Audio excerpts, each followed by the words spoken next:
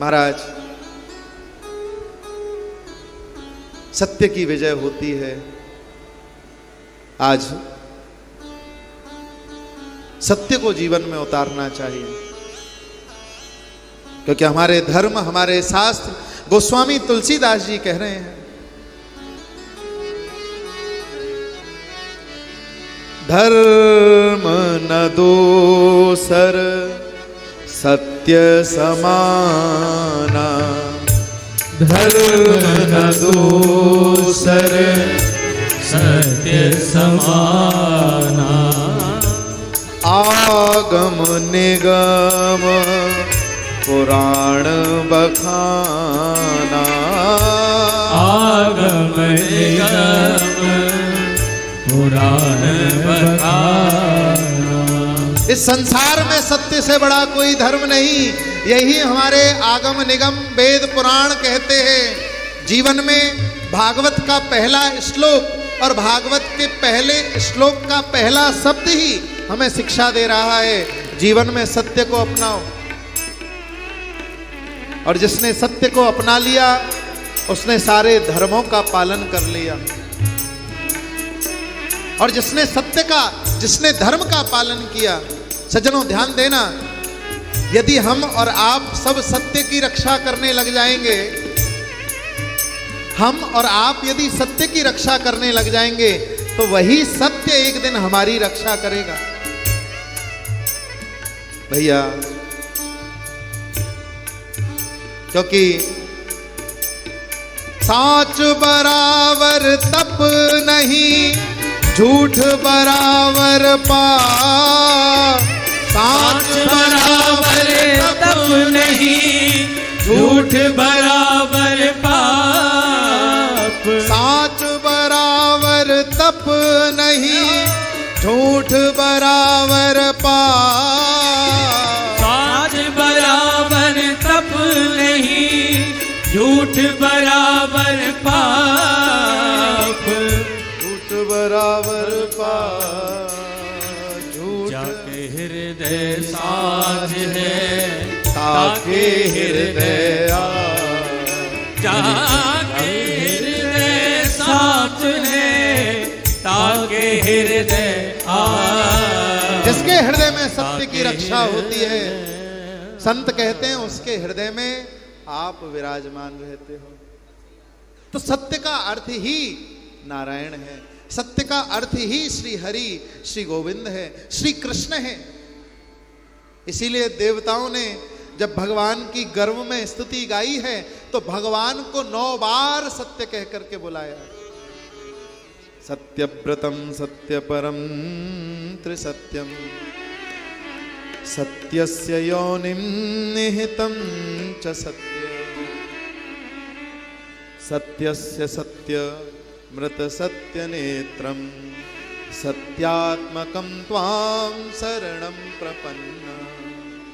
हे नाथ, आप ही सत्य स्वरूप हो, आप ही सत्यव्रत हो, परम सत्य हो, त्रिसत्य हो। पहले भी सत्य थे, आज भी सत्य हो और आगे भी सत्य रहोगे।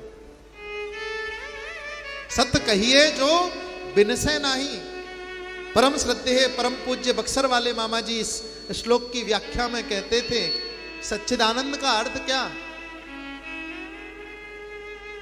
कि सत कहिए जो बिन से नाही, चित चैतन्य सकल घट माही।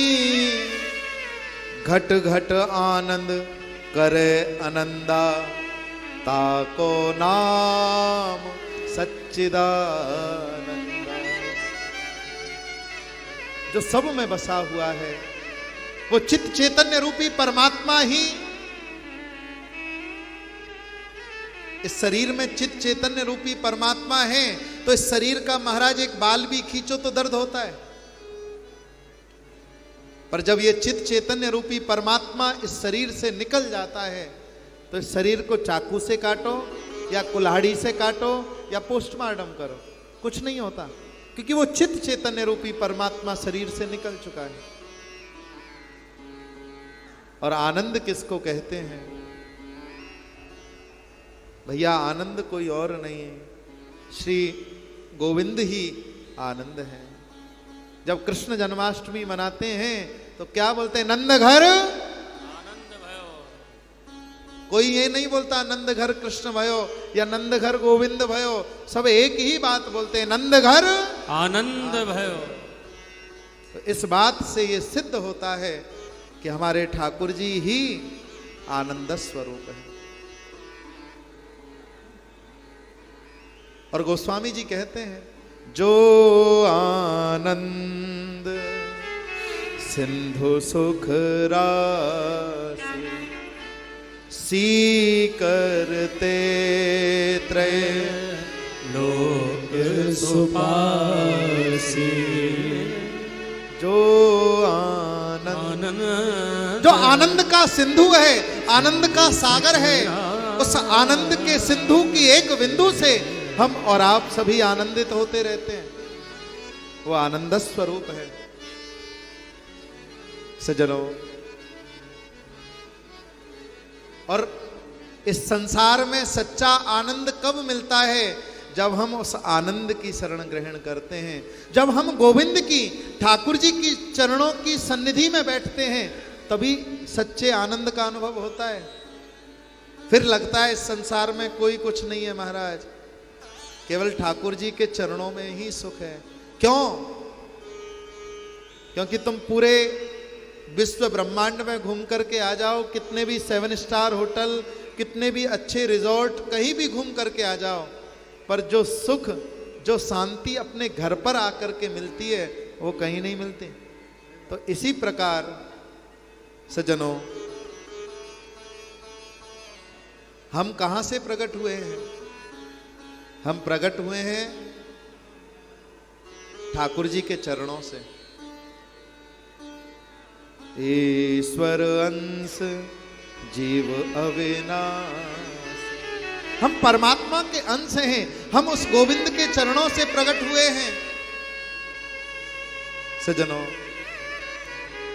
और उस गोविंद के चरणों से जब प्रकट हुए हैं, तब हमारा सच्चा घर हुआ ठाकुर जी के चरणारविंद। और हम इस संसार चक्र में चाहे कितने भी भटक लें, कितने भी घूम लें फिर लें, पर सच्चा सुख केवल और केवल गोविंद के चरणों में आकर के मिलता है, और इस संसार में कहीं नहीं मिलता। सज्जनों, बोलिए सच्चिदानंद भगवान की जय।